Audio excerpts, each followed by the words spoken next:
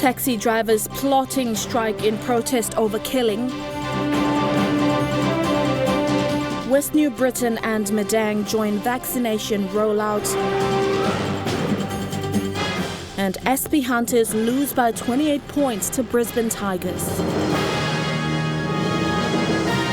This is National EMTV News with Helen Sayre. Good evening and thanks for joining us for Monday's news. Taxi drivers in Port Moresby have planned to go on strike following the killing of one of their comrades last night in the Erima Wildlife Area. The deceased, Ben Amonda from Western Highlands, met his fate at around 11 p.m. on his way back after dropping off a passenger at the Wildlife Erima area. They have described the killing as uncalled for. In the recent weeks, there's been an eye-pin killing in Port Moresby with increased reports of murder cases.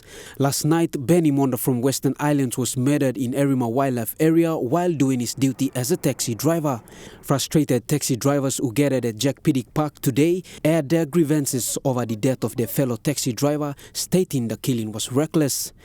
Ang panimbangarap long wildlife, lo settlement, time emi go lose him man, I'm come back time emi all take him. Now I'll kill him lo dislap. Miblol PMB operators na miblol PMB driver osem taxi na bus mibla sa move him disla city 2 mibla sa ting osem. So long display way now mibla looking osem disla brother mi lose him life na emi stop osem na mibla no pilim amamas long display kan something emi come up. Mibla tin osem mibla sevim all man merry long display city tasol narbla side mibla lose him life and mibla no amamas long display. The Erima Wildlife Zone is not new to such incidents. On different occasions, similar incidents have happened in this part of the city. Taxi drivers say the government needs to look into this matter seriously and address law and order issues as well as other matters such as road infrastructure in the settlements to prevent such incidents from happening. Lord Islam road bagarap. Suppose nogatem can speed na come to. Nogatem can go but road and bagarap Lord Islam. Go inside long in there. Government must look through all settlement problem to email country. Email look through all big something a settlement to email must be see them in bagrap. As thinking me plus sanab lo ye emolsem. Me plus little like him one blood trouble or even this lagan heavy can come up lo narbla we said all sanab lo ye. Na me can find him lo tomorrow blow me bla. Me bla like him also this line can come up also blow. Emi can stop. Na me can round freely save in solo one area me bla round longan. In line with the service they provide in the city, the drivers wish to be respected in the same manner every other profession is aligned with. Time you me looking awesome. All doctor na nurse na all teacher na all diplomat, all kirap long morning na all go making work na all working work long government, all got entitlement long all got nurse fund long all got all legal savings long all tasol mibla all taxi driver mibla no got one plus something awesome tasol mibla got big bla work. When me place make him and display city am some move on. Me place seven plan your rascal, me place seven plan your steel man, plan your all housing mama, plan your man, cutting the settlement now. I'm plus taking time so me place taxi driver seven. Go harem na saving life lo housing. Slash lagan respect or no got lo settlement so if lo government if need lo trading. The killing is now under investigation by police. Suli National EMTV News. Landowners from Hela Province plan to protest tomorrow at the Department of Petroleum headquarters in Port Moresby over outstanding payments owed to them by the state and relevant parties in the PNG LNG project. Hela landowners advocate and interim chairman for Angora PDL 8, Kevin Laitindipu, in speaking to EMTV News today, said the outstanding payment claims, mainly relating to infrastructure development grants, have been made since 2019 without success. Mr. Kevin Laitindipu says although government has addressed at least one of their outstanding payment demands recently, infrastructure development grants and other payments are still owed to the Hela landowners. We landowners, we organized a petition, about 100 landowners signed. It was on 5th November 2019. We regarding all our outstanding payments like IDG payments, infrastructure development grant, which is 120 million yearly for 10 years. First one was paid in 2012, and then 13 gone, 14 gone, 15 gone, 16 gone, 17 gone, 18 gone, and 19 we decided to ask for it. Okay. and plus the minister commitment and other outstanding payments which is due. The $19 billion PNG LNG project that commenced shipment in 2014 has been dealing with landowner issues from the affected communities in Hela and surrounding provinces, as well as in Central Province, particularly with outstanding payments and infrastructure projects. Last Tuesday, Mr. Tindipu says the Hela landowners protested at the Department of Petroleum headquarters and were addressed by the department's deputy secretary, where the landowners were told to wait for another 7 days, which is due tomorrow. Now that our Department of Petroleum and Energy Minister, Honorable Kerengoku Ano, and the deputy secretary came out and he said, okay, give us 7 days. So we gave them 7 days, so it's due tomorrow, Tuesday.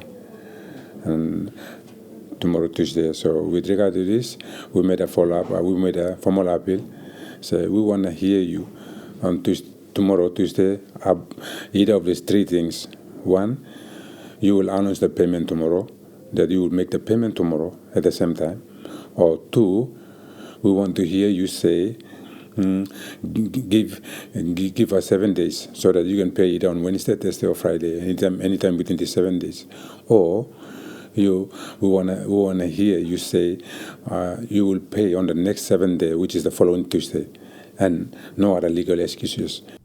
Mr. Tindipu says the landowners are threatening to shut down the PNG LNG project without any bloodshed if their demands are not met as per agreed timeframes.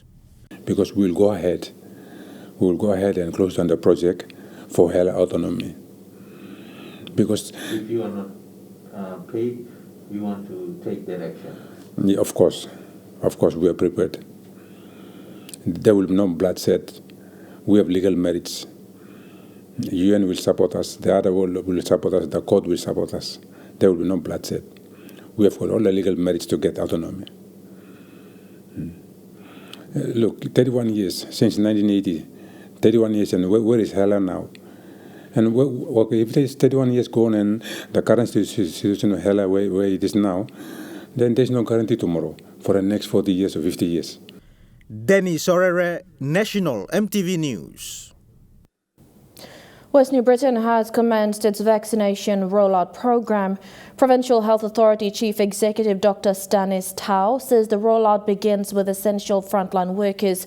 Dr. Tau says Kimbe, Gloucester and Kendrian are the main areas where the vaccination will be available and will be administered under strict protocols. According to the last stats provided by the National Control Center, West New Britain has recorded 4 deaths related to COVID-19 with cases almost at 400. On Friday, the AstraZeneca vaccine reached West New Britain health authorities for its administration. Health workers were the first to get a jab, including PHA CEO Dr. Stanis Tau. The frontliners, of course, we have health workers, police, CIS officers, those working at the airport, seaport. We have also included the frontliners at the hospitality business houses. The main Kimbe General Hospital is among the 2 major health facilities to roll out the vaccination. Kendrian and Gloucester on the south coast of the province are the other 2. The PHA Chief Executive has encouraged the public to come for vaccination.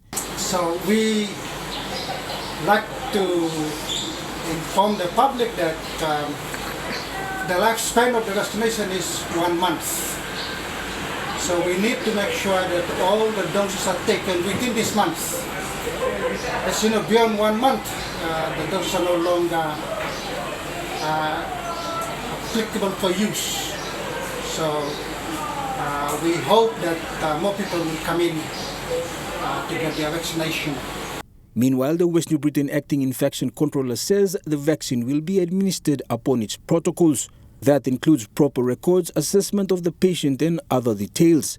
He says this is very important as the rollout begins. Second, suppose you get the first criteria, but without medical condition, and one flexible review possible.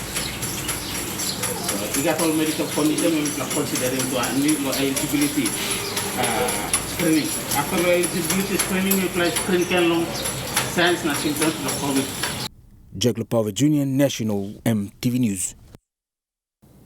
National MTV News continues with more stories after the break. Stay with us.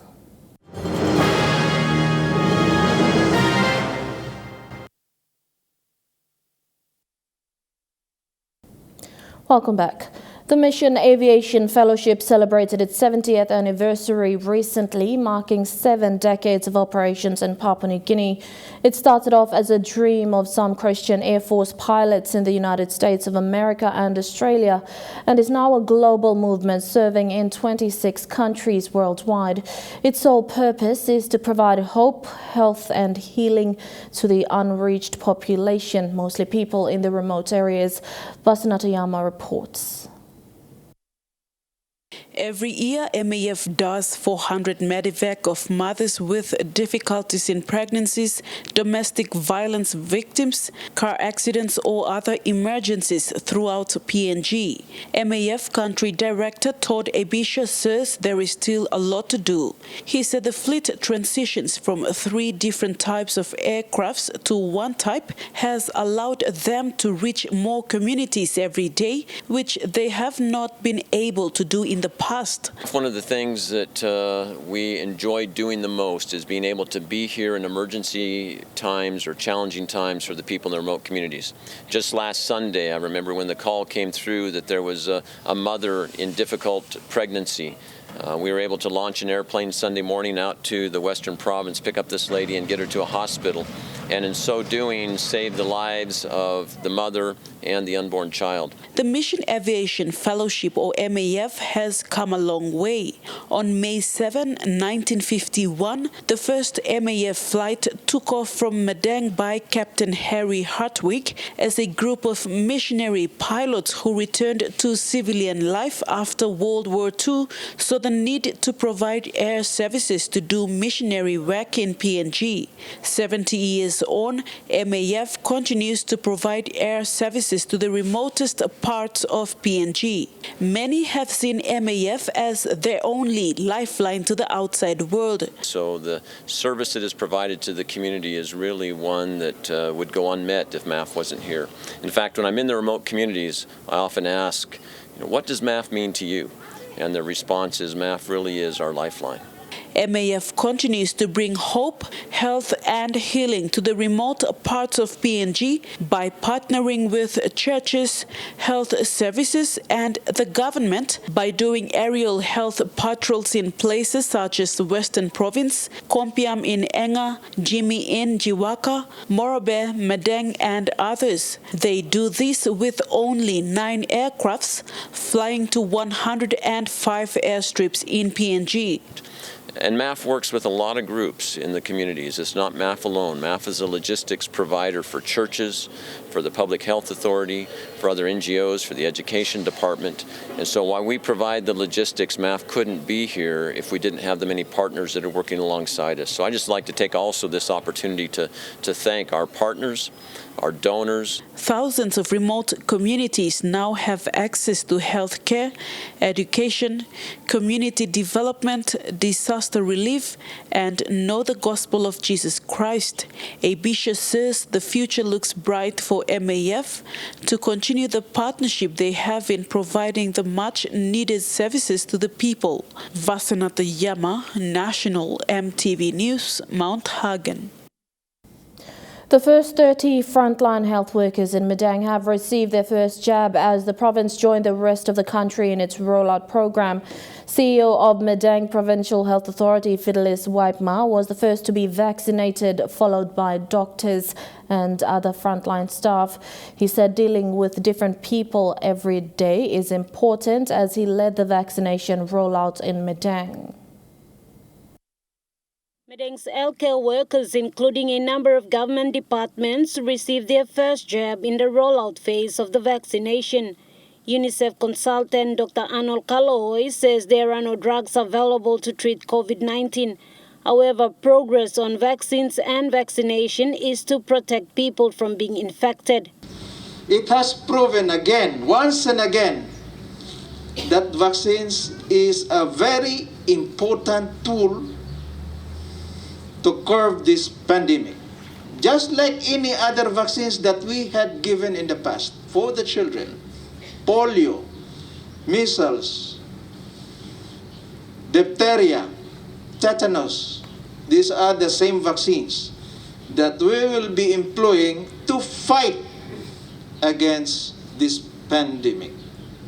Dr. Kaloy told frontline workers the vaccine is the only form of protection at the moment to keep them from contracting any form of diseases in their line of duty. The PNG government had approved the use of AstraZeneca vaccine following advice from the World Health Organization.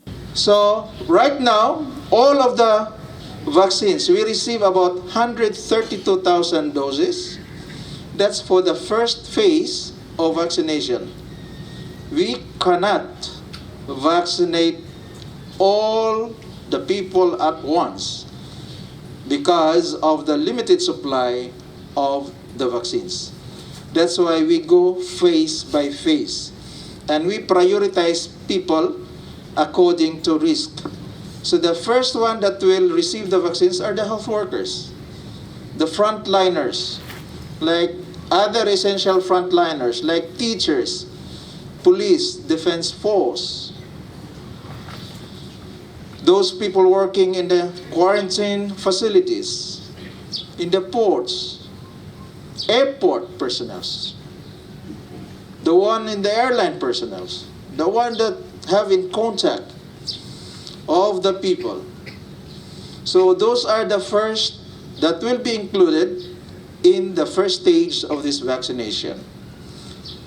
There will be 2 doses of this vaccine that will be given so that it can protect you properly. The second phase of the vaccination program in the country will include 45-year-olds and above, including those with underlying illnesses. By next year, a wider age group starting from 18 years and above will be included in the vaccination program. So there will be a series of activities. There will be training of health workers, vaccinators, and so on and so forth, and then we will conduct. This is the only way of protection so far. As I have said, there's no drugs available yet. So I would like you to take this opportunity to protect yourself and your loved ones. Incident Manager Dr. Martin Diamond says 255 cases have been reported for Madang and the number is increasing. The virus has also been detected in other districts, including Usinobundi. Thus, it is important that healthcare workers and other frontliners are protected. Especially Ramu is seeing a set and community transmission, okay. So they've increased the testing and detecting cases out there. So very soon we will have to roll out our testing to all the districts to see the magnitude of the problem. Dr. Jimmy Ipit, who was among the healthcare workers receiving their first jab, brushed aside rumors and fears on social media regarding the use of AstraZeneca vaccine. Well, if you're not vaccinated, you are at risk. So we have vaccines in the country thanks to the government. It's free, it's available to everyone. I would urge the all health frontline health workers to get vaccinated. Scientists will give thinking blog na isla peer review ya belum mas bianin. Dr. Google na Dr. Internet na Dr. Facebook may ask him to must stop. I believe him. Think him live blue you may yet one past time. PHA CEO Fidelis Waipa described COVID-19 as a super spreader and said it is important that people must take the vaccines. The vaccination is on consensual basis. In a sense, it is voluntary. Martha Lewis, National EMTV News, Madang. Madang has seen an increase in criminal activities and local police are now calling on leaders from the province to assist. Provincial Police Commander Chief Superintendent Rubiang Manzuk says police are not able to respond to incidents on time due to manpower and logistics. Police are having to deal with the increasing number of major incidents, including murder and armed robbery in Madang. And a number of these incidents are alcohol-related. No, it's not only police business. It's a business for everybody in the province. for the leaders and the community. We have to hold hands and we fight crimes. Not on this Medan province, we're going to be controlled by the criminals. You know, this was the West, Medan was recorded as the worst province in the country for some 2 to 3 years ago when I came in as a PPC in the province. And we got that situation under control, and it is now in a management level. And I don't want these things to be, you know, come back again and give us a lot of problem. Once it's in this level, we have to work together, we have to support each other and for the betterment of the province and the people in the province. Police are using outdated fleets to respond to incidents, thus slowing down their response time. Another issue of concern is the care of the fleet allocated to the man in blue. Recently, local MP Brian Kramer had to withdraw 12 newly purchased vehicles for Madang Police. He did so after 2 of the vehicles were involved in an accident and were damaged. The vehicles will be released back to the local police once the district has installed a camera and tracking device inside the 10 police vehicles. Jomba Police Station is also closed and services moved to Town Police Station after health officers tested a number of detainees positive of COVID-19. So I have to shut down Jomba Police Station since last week. And probably all our members they are reporting to Town Police Station. Despite logistical and manpower challenges, local police, with the assistance from CS officers, had apprehended 7 escapees from the recent breakout at Beyond Jail. 2 were killed and 5 are now in custody. Martha Louise, National EMTV News, Madang. PNG Power Limited says it will maintain and update its current aging infrastructure to reliable levels to the tune of 200 million kina. Managing Director Flagan Becker confirms the lack of adequate maintenance of power generation facilities to power lines is the major cause of blackouts. The money will come from the government. The way we're going to deal with it and the way we're going to fix this is we're going to do refurbishment, we're going to do repairs, and we're going to replace.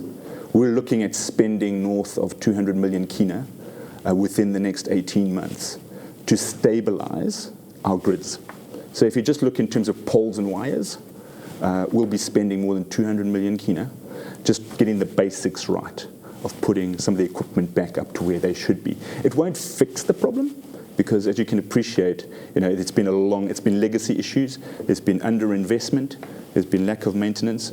But what we're looking at now is, in the short term, let's just stabilize the grids as they stand. And more of that with Bradley Valenaki on tonight's In Focus program. The court has ruled in favor of the Jimmy Timber Rights landowner groups. This follows a lengthy court battle of over 20 years. Landowner representatives say the monetary benefit belongs to the affected landowners in Jimmy Jiwaka and parts of Western Highlands and Enga provinces. They also warned political leaders not to interfere and dig into this royalty payment. This plan Jimmy TRP money and Miblay winning.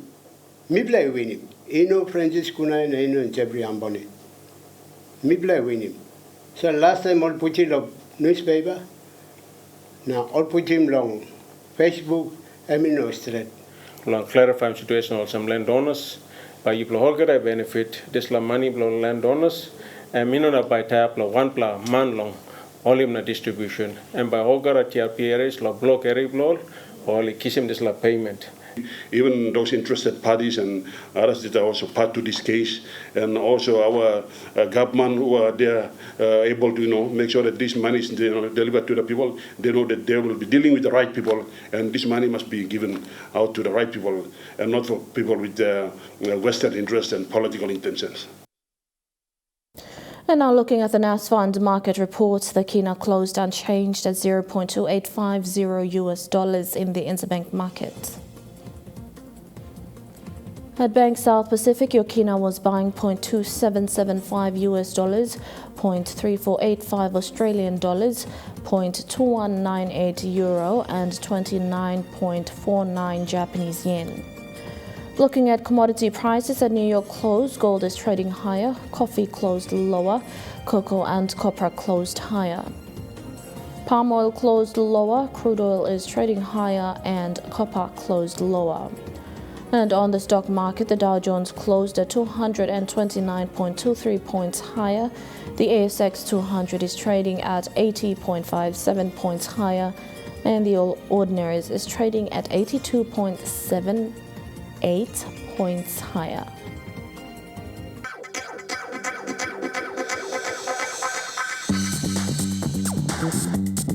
Trukai Sports.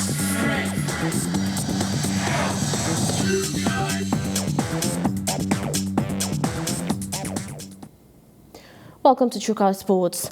There are talks underway to introduce new systems to progress rugby league at the local level.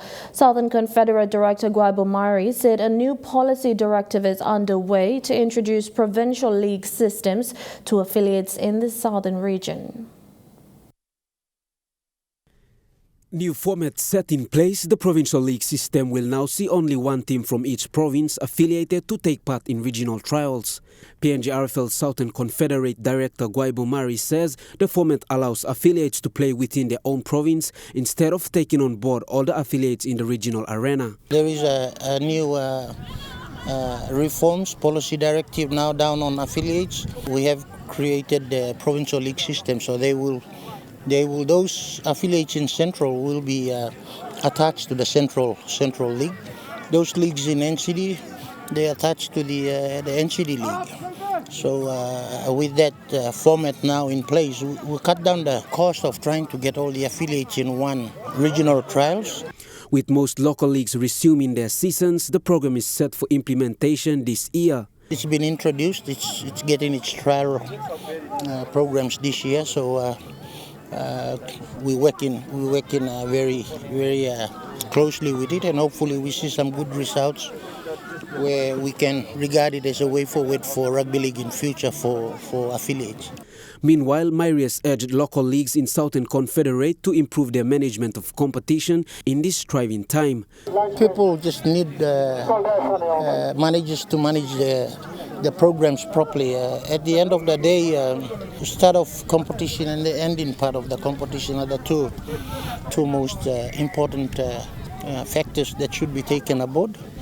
Because if you cannot start, then you will not know how to start. If you cannot finish, then it's not worth starting. So if you cannot have a grand final, it discourages the whole purpose of the competition. So my advice to the administrators is to complete the competitions properly. Suli, Trukai Sports. The 40-12 loss to the Brisbane Tigers may be the most dramatic match for the SPPNG Hunters this season. The round 6 clash of the Intra Super Cup saw 3 Hunters players being sin-binned, while second rower Benji Cott was sent off. The obvious numerical disadvantage led to the lopsided scoreline as the Hunters' ill discipline led to their second defeat in a row.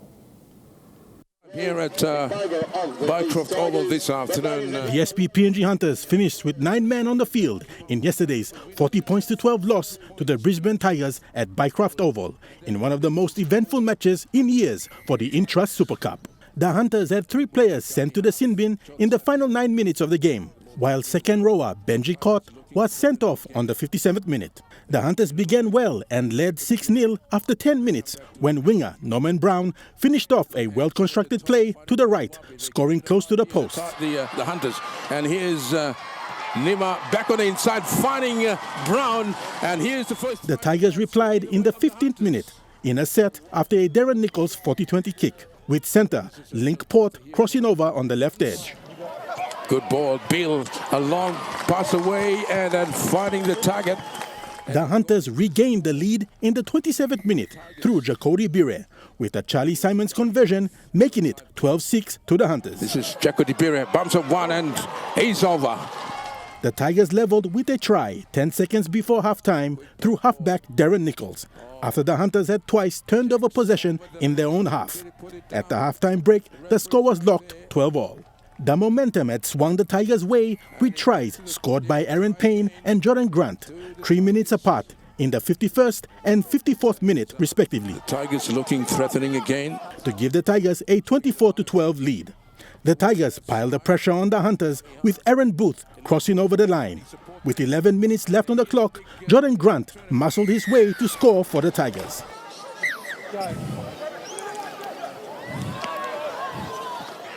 At full time, the Tigers put the final nail in the Hunters' coffin through Isaac Lumi to round off a forgetful performance for the Hunters. The Brisbane Tigers smashing the Hunters 40 points to 12. Huxley Lovai, Trukai Sports. In preparation for the 2023 FIFA Women's World Cup qualifiers, the Papua New Guinea Football Association has announced a senior women's train-on squad, which also includes a women's PNGFA youth development squad. A total of 80 players have been named to train in Port Moresby and Lae in preparation for the World Cup qualifiers. Papua New Guinea Football Association has announced an 80-woman training squad in preparation for the upcoming 2023 World Cup qualifier matches to be co-hosted by Australia and New Zealand. The Women's National Soccer League was cancelled without a grand final, but women's soccer in Papua New Guinea is moving forward. With the 2023 FIFA Women's World Cup closing in, PNG Women's Football is heading into preparation mode, with PNGFA General Secretary Pius Letenge announcing an 80-woman train-on squad made up of players from the Northern region and the Southern region respectively. Letenge clarified that they have included 80 women in the train-on squad because it included the youth development team as well. The youth girls were selected from the current WNSL competition, and they will be put through a similar training program that the senior women's train-on squad will be undertaking. Northern coaches include Susan Watpore, Edna Thomas and Rachel Waduna, and the Southern coaches are Miriam Lanta and Frederica Sakete. Fidelis Sukina, Trukai Sports. And that story wraps up Trukai Sports. The weather details after the break. Trukai Sports.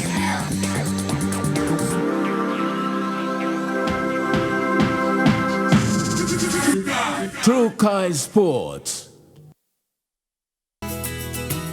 This weather update is proudly brought to you by MoniPlus, with you always.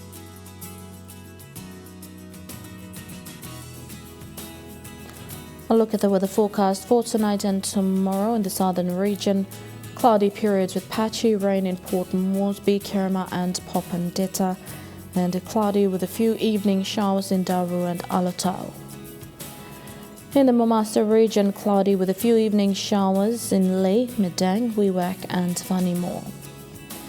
In the New Guinea Islands region, cloudy with showers and possible thunderstorms in Lorengau, Kavieng, Kokoporabal and Kimbe, and cloudy with some showers in Buka.